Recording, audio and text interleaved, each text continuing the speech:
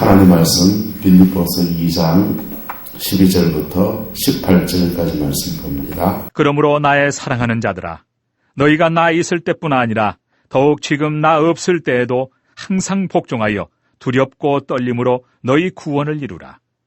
너희 안에서 행하시는 이는 하나님이시니 자기의 기쁘신 뜻을 위하여 너희에게 소원을 두고 행하게 하시나니 모든 일을 원망과 시비가 없이 하라. 이는 너희가 흠이 없고 순전하여 어그러지고 거스르는 세대 가운데서 하나님의 흠없는 자녀로 세상에서 그들 가운데 빛들로 나타내며 생명의 말씀을 밝혀 나의 다름질이 헛되지 아니하고 수고도 헛되지 아니하므로 그리스도의 날에 내가 자랑할 것이 있게 하려 함이라. 만일 너희 믿음의 제물과 섬김 위에 내가 나를 전제로 드릴지라도 나는 기뻐하고 너희 무리와 함께 기뻐하리니 이와 같이 너희도 기뻐하고 나와 함께 기뻐하라. 아멘. 이 말씀이 저와 여러분과 인생과 삶에 복으로 이루어지기를 예수님의 이름으로 축복합니다. 자, 12절에 보시면은 사도 바울이 있을 때나 없을 때나 항상 뭐하여서요? 복종하여 두렵고 떨림으로 뭐라고 합니까? 너희 구원을 이루라 그랬어요. 여러분의 구원을 이루어가는 은혜가 있기를 축복합니다. 구원을 이루어간다라고 할 때 구원을 잃어버린다라는 말이 아니고 구원 사건은 2000년 전에 단 한 번 예수님이 십자가의 죽으심으로 일어났습니다. 할렐루야. 그분이 부활하심으로 하나님이 인류를 구원하시는 구원 사건을 이루신 거예요. 그래서 그것을 우리가 믿고 그 다음에요 내 죄를 짓고 해야 돼요. 저는 이거 굉장히 중요하다고 생각합니다. 우리 교회에 대한 예수 믿습니다. 근데 믿는다고 할 때에 우리가 구원이라고 할 때 성경은 다양한 표현을 사용합니다. 주 예수를 믿어라. 그래야만 너와 내 집이 구원을 받으리라 이랬잖아요. 그런데 요한복음 3장에서 예수님은 니고데모에게 사람이 거듭나지 아니하면 천국에 못 간다 그러신단 말이에요. 그러니까 이 두 가지가 같은 얘기를 다른 측면에서 하는 거라고. 구원 사건을 같은 얘기를 다른 측면에서 이야기하는 것이기 때문에 둘 다 충족해야 된다. 저 생각에. 그래서 우리가 교리적으로 예수님이 날 위해서 죽으셨다라는 것을 믿고 그 다음에 내가 주님 앞에 뭐 해야 된다고요? 그래서 거듭나야 합니다. 거듭나야 돼요. 거듭나야 돼요. 그래서 거듭나야 되는데 영혼이 거듭나는 것은 내가 십자가에 달린 그분 앞에 정직하게 서야 돼요. 그래서 자기 죄를 짓고 할 수 있어요. 누구한테? 이영은 고사님한테? 하나님한테 자기의 죄를 짓고 해야 돼요. 그럴 때 구원 사건이 일어납니다. 십자가의 구속의 사건이 일어납니다. 근데 이게 우리에게 이루어진 구원 사건이 완전하지가 않다는 거예요. 왜 완전하지가 않냐? 그렇게 중생했는데 또 죄를 지어야 안 져요? 또 죄를 짓는 거예요.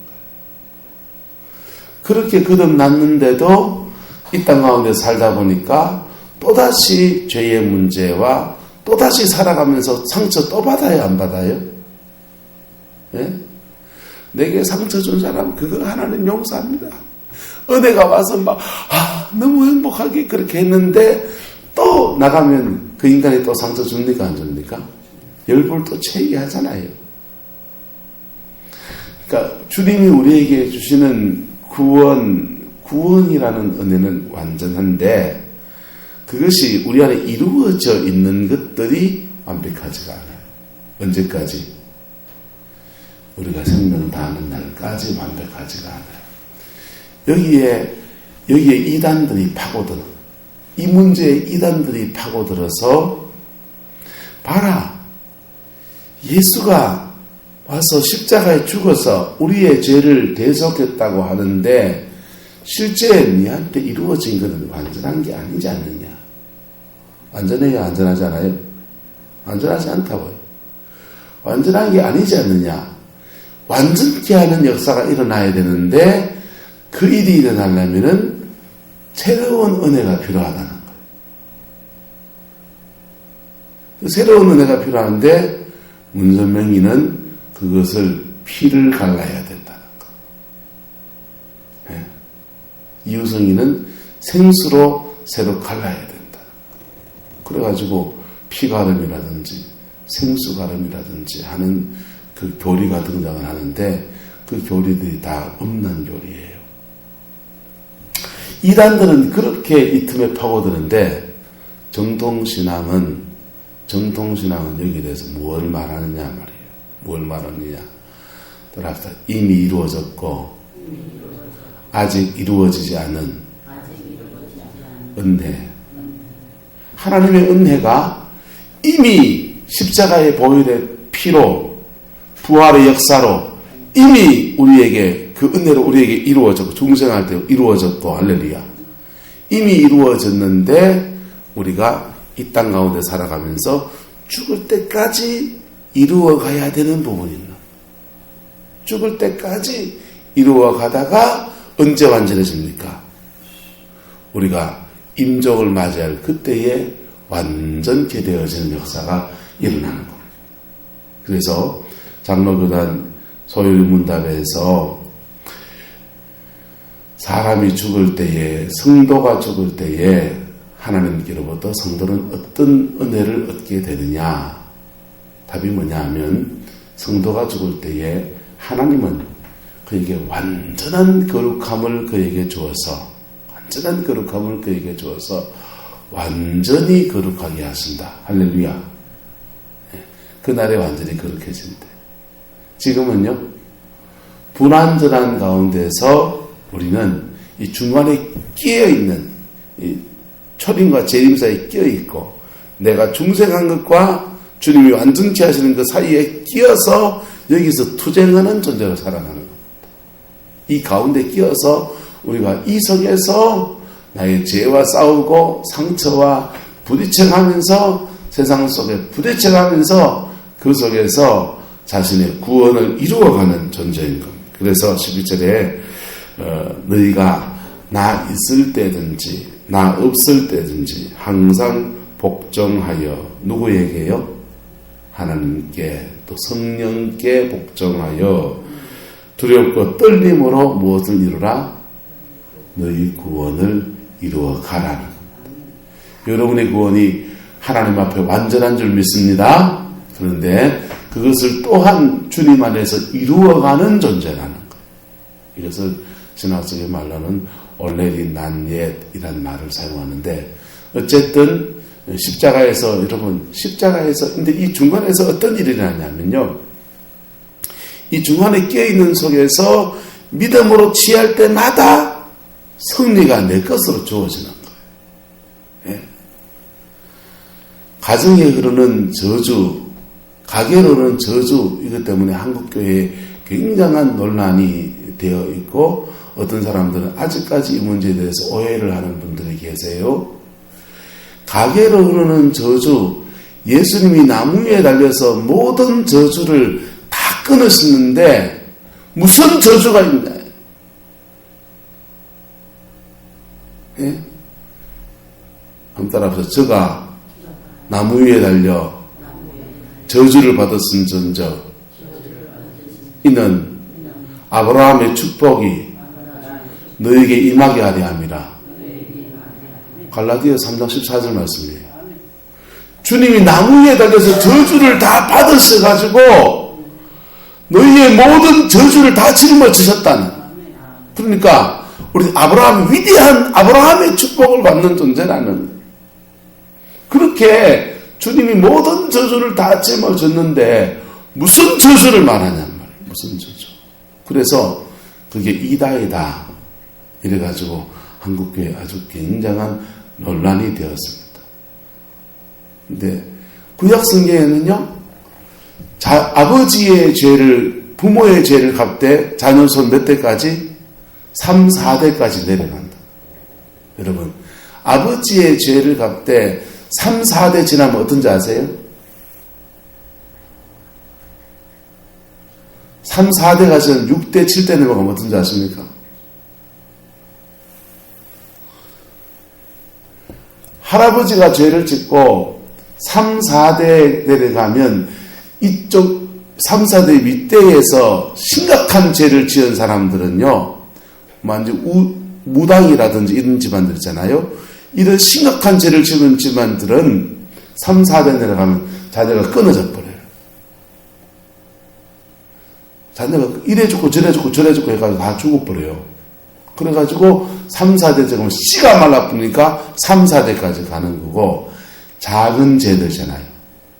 뭐 음란죄, 뭐 할아버지도 짓고, 뭐 그런 짓고, 그 다음 짓고, 이런 작은 죄들, 우상숭배나 뭐 다른 사람을 진짜 막 흉악하게 그렇게 했던 사람들은 그 심은 대로 그냥 거두어서 그냥 싹수가 그냥 사라져 버리는데, 근데 작은 죄들 살아가면서 이 개새끼, 씨발놈 이런 욕하면서 살아가는 것들은, 예, 혈기 내고 그냥 막 성질나면 그냥 마누라고 한 대 조합해고 그냥 그렇게 살았던 집안들은 3, 4대가 지금 5대, 6대 넘어가면 어쩐 줄 아세요? 5대, 6대 넘어가면은 저주가 사라지는 게 아니고 어떻게 되냐면요. 그 위에 할아버지가 지은 죄를 아버지가 또 지었어요. 그러면 또 아버지로부터 몇 대 또 몇 대? 할아버지로부터 3, 4대인데 아버지로부터 또 3, 4대예요. 근데 손주 때 또 똑같은 죄를 또 지어요. 그래서 여기서부터 또 3, 4대예요. 그래서 가정 안에서 맥이 계속 이어져 가는 거예요. 저주는 이어진다 안 이어진다? 이어져요. 근데 예수님은 다 끊었잖아. 우리는 실제로는 아직까지 어떻게 살아요?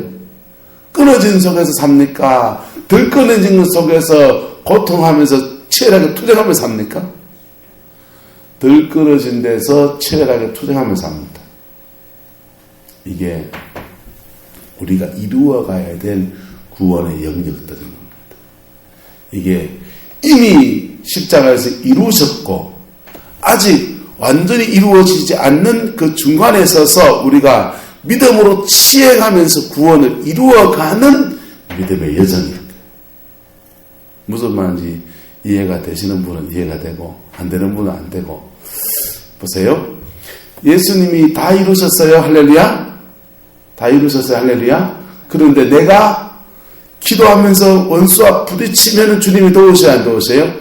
도우셔서 딱 승리를 합니다. 승리를 해놓고 보니까 주님이 십자가 이루신 것을 내가 다시 증명하는 거예요. 이게 따라합시다. 이미 이루어졌고 아직 이루어지지 않는 영광. 이미 십자가에서 이루셨고 아직 이루어지지 않는 것 사이에서 우리가 치해가는 겁니다. 언제까지? 돌아가실 때까지. 그래서 가계로 흐르는 저주가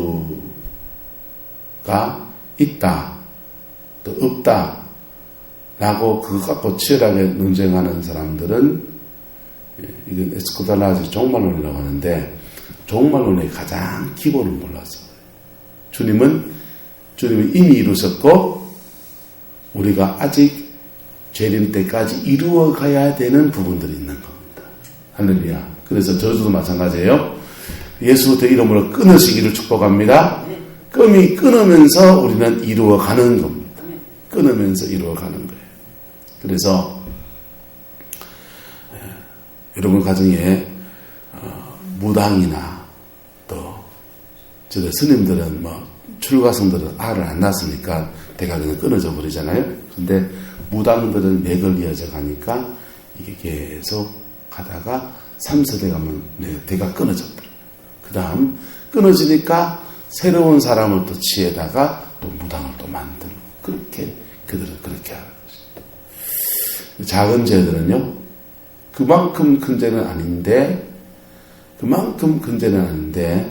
음란하고 혈리내고 그 다음에 교만하고 이런 거는요 가문의 맥이 계속 이어져 가는데 그 사람의 죄는 3대에 지나면 하나님이 그에 대한 징벌을 거두시는데 그 밑에 때에서 똑같이 또 죄를 지어서 반복적인 가문의 죄를 지어서 계속 대부분 이어져 가는 거예요. 누가 끊어야 됩니까? 누군가 끊어야 되는 겁니다. 한번 따라합시다. 누가 해야 된다면 내가 하자. 누군가 해야 된다면 내가 하는 거예요. 그래서 그것을 두렵고 떨림으로 무엇을 이루어라? 구원을 이루라. 특별히 여기서 인간의 죄의 문제를 말할 때에 12절에서는요. 항상 복종, 두려움, 떨림. 자, 하나님 앞에 설 때에 주님 너무 사랑해요. 주님 너무 축복, 영광을 돌립니다. 감사해요. 이렇게 주님께 다가서는 코드가 있고 복종, 두려움, 떨림 이건 뭡니까? 하나님을 대할 때의 두려움이에요. 한번 따라합시다. 하나님은 어미하시고 사랑하시고 하나님은 어미하시기도 하고 사랑하시기도 해요. 하나님은 공의로우시기도 하고 자유로우시기도 해요. 그런데 이 12절에서는요. 구원을 이루어가라는 측면에서 말할 때는 하나님의 뭘 말하는 겁니까? 엄한 부분을 지금 사도 바울은 말하는 것입니다. 하나님의 어미하심 앞에 여러분의 구원을 이루어가는 은혜가 있기를 주님의 이름으로 축복합니다. 그래서 매일 기도하는 거예요. 그래서 매일 우리 안에 죄성이 계속 일어나고 또 일어나고 하니까 십자가를 맨날 써가면서 그래서 하는 거예요. 그렇게 살아갈 때에 그것을요, 한 이틀만 놓쳐도 자기 안에 죄성이 팍 일어나는 사람이 있어요. 예? 그것을 십자가 앞에 서는 삶을 일주일만 놓쳐도 확 이런 사람도 있고요. 한 달 해도 가만 괜찮은 사람도 있어요. 뭔 차이인 줄 아세요? 강하고 약하고의 차이예요. 사람이 기질이 좀 보드랍고 성품이 좀 온화한 사람들은 이미 받은 은혜 조금 가지고도 자기를 지킬 수 있다 없다? 지킬 수가 있어요. 그런데 자기 안에 육성이 강하고 성정이 급한 게 강하고 그러면은요 하루라도 놓치면 안 돼요. 여러분 은혜가 있으면 좀 수월하게 넘어가는 거 너무 느낍니까? 네? 은혜가 있으면 남편이 좀 그 시기 뭐 시기 해도 하면 좀 불쌍히 여기고 수월하게 넘어가 느낍니까? 은혜가 떨어지면요 저 화상 누가 안 데려가나 이런 생각 들잖아요. 그래서 그런 분들은 항상 뭐 안에 가야 됩니까? 은혜 떨어지면 큰일 나는 거예요. 은혜 떨어지면. 할렐루야. 여러분 안에 은혜가 충만하기를 축복합니다. 그래서 하나님 앞에 설 때는 그런 분들은 우리가 하나님 앞에서는 어미하심 앞에도 설 수 있어야 돼. 그분의 어미하심 앞에 복종 누구에게? 하나님께 복종. 하나님 너무 좋아요. 순종할게요. 너무 기뻐요. 이렇게 주님께 순종할 수도 있지만은 어떤 부분은요 자기의 무릎을 꺾어서 복종해야 되는 게 있다. 자신의 육석을 꺾어서 하나님께 무릎을 꿇어야 되는 게 있다. 두려움, 떨림 그것으로 무엇을 이루어가라고요? 너희의 구원을 이루라 라고 사도 바울은 이야기해 주고 있습니다. 할렐루야. 이 은혜가 저와 여러분의 있기를 축복합니다. 그 다음 13절 같이 읽어보고 시작. 너희 안에 행하시는 이는 하나님이시니 자기의 기쁘신 뜻을 위하여 너희에게 소원을 두고 행하게 하시나니. 요거는 하나님의 사랑이에요. 자, 성령님은 하나님은 어미하시기도 하고 어떻다고요? 사랑하신다. 그래서 그분은 그것을 이루어가라고 우리 안에 우리 안에 들어오신다, 안 들어오신다? 들어오셨고 이미 들어와 계세요. 그래서 우리 안에서 행하십니다. 우리 안에 행하시는데 어떻게 행하시느냐? 네? 행하시느냐? 자기의 무엇을 위하여? 기쁘신 무엇을 위하여? 뜻을 위하여 너희에게 무엇을 두고?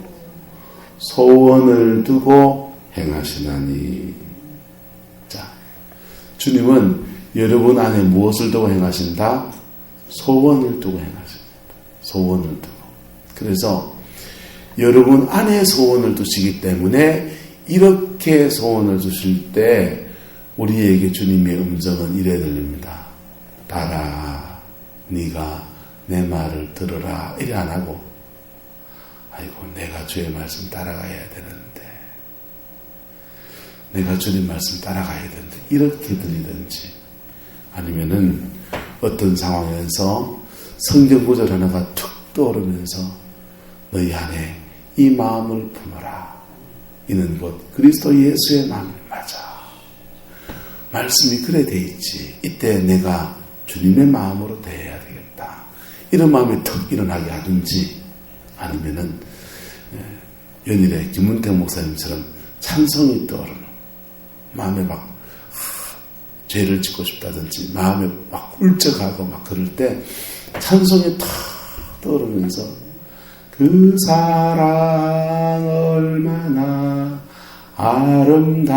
아름다운지 그 사랑 얼마나 나를 새롭게 하는지 맞아 내가 어떤 은혜로 구원을 받았는데 다시 죄에 떨어질 수 없지 라고 하면서 우리 마음속에 뭘 주신다? 소원이 일어난다. 여러분 그 소원 앞에 반응하는 저와 여러분 되길 축복합니다. 네, 소원 앞에 이렇게 해 저렇게 해 하는 군대 문화 지시적인 문화로 하면 사람은 자꾸 수동적이 돼요. 그런데 그렇게 해서 하면은 신앙이 잘하면은 사람은 딱딱해지고 경직됩니다. 그런데요, 아이 메시지 많은 생각하기를 이영현 권사님 저는요 참 권사님 이래 좀 너무 좋겠어요. 이래 말하면요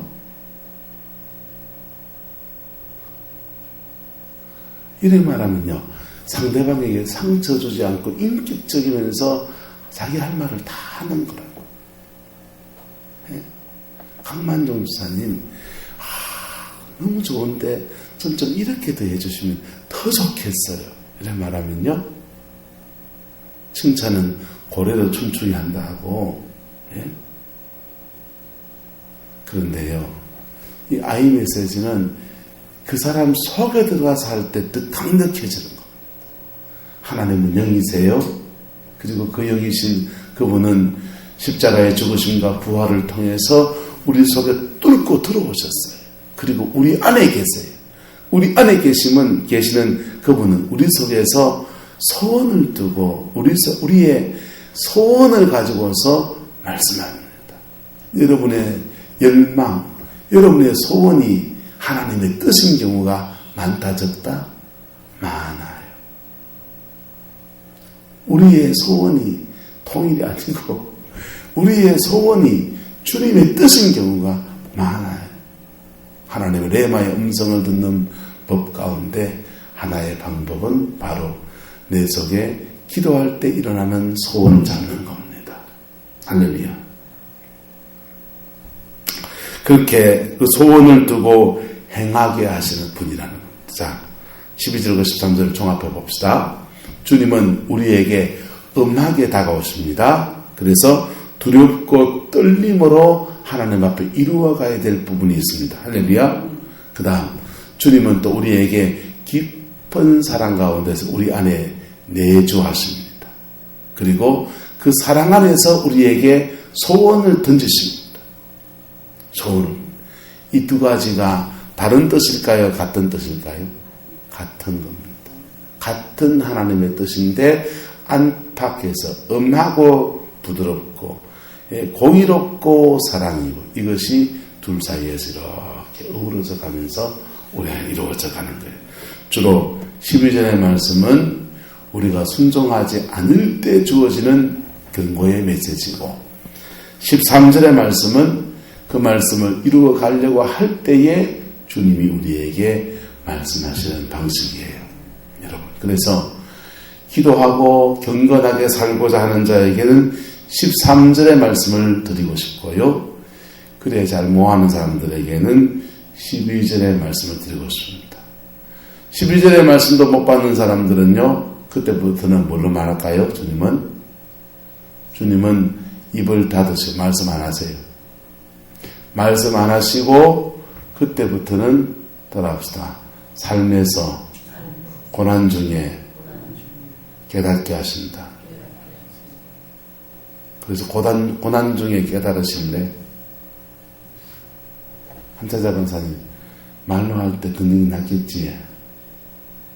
고난 중에 깨달으실래요?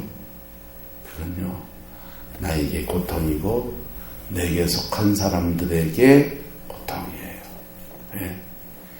가정에 흐르는 저주가 3, 4대 내려가다가 4대에서 할아버지의 죄를 똑같이, 아버지의 죄를 똑같이 지어서 또 흘러내려가고 또 흘러내려가고 하는 거예요.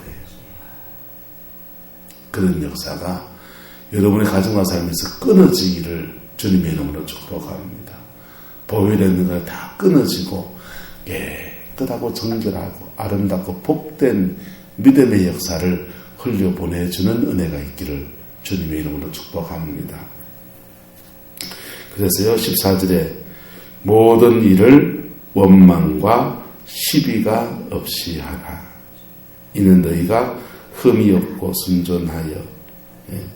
그렇게 주님이 말씀하시는 것 순종할 때에 원망과 시비 없어지죠. 이는 너희가 흠이 없고 순전하여 어그러지고 거스러지는 세대 가운데서 하나님의 뭘로요? 흠없는 자녀들로 세상에서 그들 가운데 뭘로 나타나고요? 빛으로 나타나며 그랬어요. 이렇게 주님의 음성에 순종하는 사람들은 세상에 뭐가 된다고요? 빛이 되고, 세상에 빛이 되고, 삶으로, 생활로 세상에 뭐가 되고요? 빛이 되고, 소금 되고, 할렐루야. 그 다음요, 16절, 15절은 세상에 빛된 삶이고요. 16절, 생명의 말씀을 뭐하고요? 밝히고. 보세요. 세상에 빛이 된다고 할 때에 두 가지 면이 나타납니다. 하나는 삶으로 어그러지고 거스러지는 세대 가운데서 삶으로 빛이 되는 것. 할렐루야. 삶으로 빛이 되는 건 뭐냐? 따라서 자기 삶을 충실하게 사는 것. 이게 첫 번째예요. 그것만으로 빛이 돼요. 야, 저 사람 참 열심히 사는데, 저 할매 발에 6.25 때, 전쟁 때 남편 잃고, 자식 데리고, 떡볶이집 하면서, 와, 칼국수집 하면서 막 사는데, 여자가 그 과부가 돼서 막 애들 키우고 사는데, 사람들이 찝쩍거려요, 안 찝쩍거려요? 찝쩍거리니까 자기를 방어하려고 하니까 할매들이, 그런 할매들이 뭐가 됩니까? 욕제의 할매가 되는 것. 욕제의 할매가 만나면 뭐 이놈 저놈 하고 막 이년 저년 그러시지만은 저 할매 참 열심히 살아가지고 자식들 공부시키고 출가시켜가지고 이제 좀 마음 편하게 산다 하더라. 와, 대단하지? 그런 소리 할 때 그 사람 자신이 성실하게 살아서 빛이에요. 할렐루야. 두 번째 빛은 따라합시다. 사랑으로 살아서 빛입니다. 두 번째 더 아름다운 빛은 그렇게 자기의 삶을 성실하게 살 뿐 아니라 그 다음 다른 사람을 잘 섬길 줄도 알고 도울 줄도 알아서 사랑으로 살아서 빛이에요. 우리가 생활과 삶 속에서 세상에 빛이 된다 할 때는 이래야 되는 겁니다. 근데 맨날 집에 가면 비행접시 날아가고요. 양철 깨지는 소리가 나고요. 빛이에요? 뭐예요? 똥구름내를 풍기는 거지요. 예. 세상에 빛되기를 축복합니다. 두 번째, 생활로 삶으로 빛내는 것 외에 또 하나의 빛은 뭐냐면 따라합시다. 생명의 말씀을 전하는 것. 16절에 그렇게 말하는 거예요. 생명의 말씀을 밝히는 것. 이건 뭐냐면요, 복음을 전하는 것입니다. 여러분, 세상 속에서 착하게 살면은 전당에 갑니까? 예. 세상 속에서 성실하게 살고, 예. 때마다 일마다 통 크게 기부하고서 다른 사람을 돕는 삶을 살면은 전당을 갑니까? 못 간단 말이에요. 이 땅 가운데서 하나님의 그 나름의 복을 받겠지만은 그 사람은 전당은 못 간다고요. 그래서 세상의 빛으로 살 때 또 하나의 빛되는 삶은 복음을 전하는 겁니다. 예수님의 핏부림과 죄의 문제를 해결하신 그 은혜를 전하는 것입니다. 할렐루야. 자, 첫 번째 세상의 빛이 되려고 할 때는, 예, 첫 번째 세상 속 생활과 삶으로 빛이 되려고 할 때는 그렇게 살아가는 것이 힘이 들지만은 세상에 그 어떤 사람도 그렇게 살아간 사람들을 손가락질 합니까? 박수 칩니까? 박수 치죠. 누구만 안타까워한 줄 아세요? 그 사람이 가족만 안타까워해요.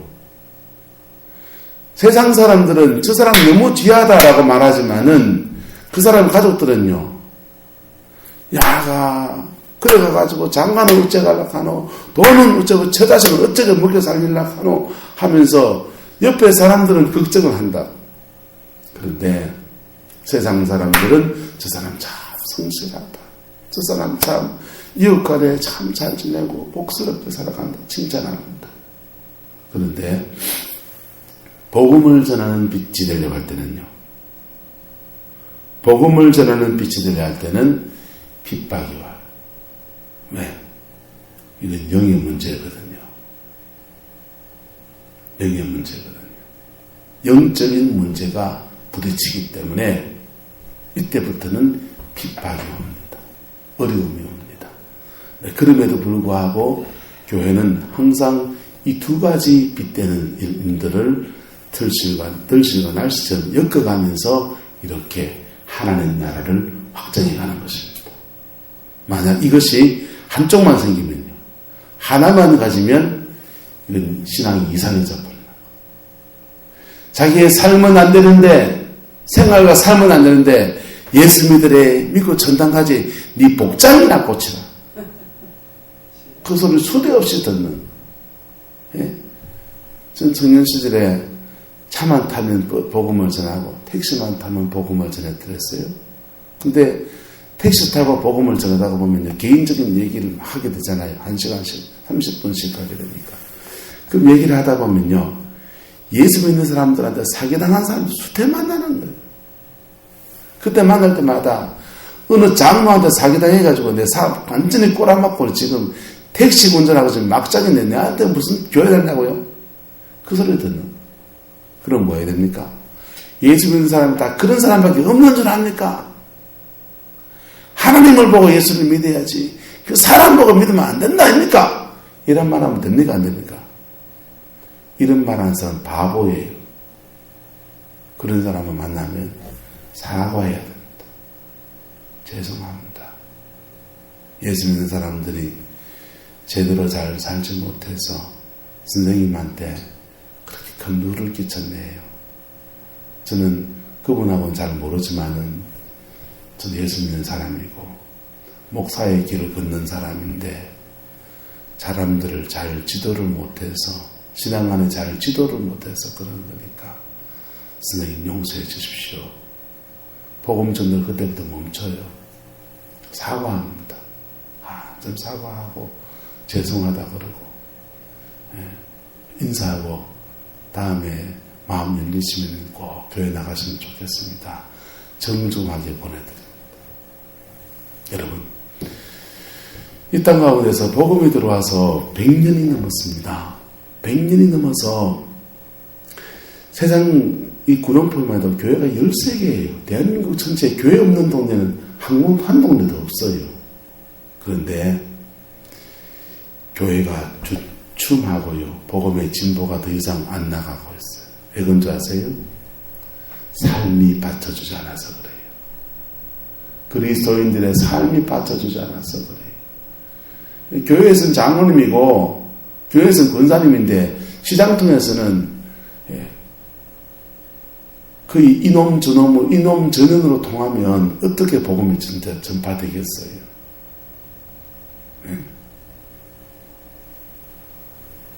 세상에서 빛되고 소금되는 저와 여러분 되기를 주님의 이름으로 축복합니다.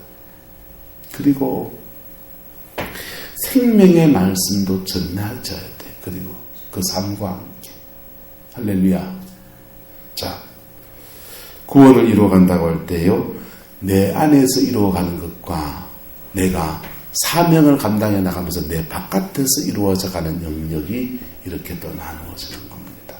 이 모든 것들이 저와 여러분의 영혼과 삶에서 이루어져가게 되기를 주님의 이름으로 축복합니다. 그것을 이루어가면 사도 바울이 이렇게 말합니다. 17절에 그렇게 할 때 16절에서는 나의 다름질이 뭐하며 헛되지 아니하며 수고도 헛되지 아니하므로 그리스도의 날에 내가 무엇하게 있대? 자랑하게 있다. 너희가 그렇게 하면은 너희 안에 그 구원을 이루어가고 그리고 너희가 세상 속에 빛으로 소금으로 살아가는 것이 이루어지면은 나는 내 다름질 달려간 것 내가 수고한 것이 헛되지 않아서 그리스도의 날에 사도 바울 본인이 하나님 앞에 자랑할 게 있다는 것입니다. 감사할 게 있고 자랑할 게 있다는 것이죠.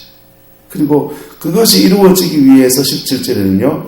만일 너희 믿음의 재물과 섬김 위에 내가 나를 전제란 말은 그냥 제사의 예물로 핏부림으로 던져지는 순교의 제물을 말하는 거예요.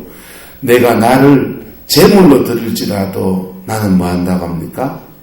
기뻐하고 너희 무리와 함께 기뻐하리니 이와 같이 너희도 기뻐하고 나와 함께 기뻐하라. 이렇게 말하는 겁니다. 자, 사도 바울의 간절한 소원이라는 겁니다. 무슨 소원요? 사도 바울의 간절한 소원이 너희 속에서 믿음이 제대로 자라나는 것, 구원을 제대로 이루어가는 것, 그 다음에 너희가 세상 속에서 빛으로 소금으로 살아가면서 생명의 말씀을 제대로 전하고 살아가는 것. 그게 사도 바울의 간절한 소원이고 하나님 앞에서 사도 바울의 상이라는 것. 여러분, 원주의 목사 소원도 똑같습니다.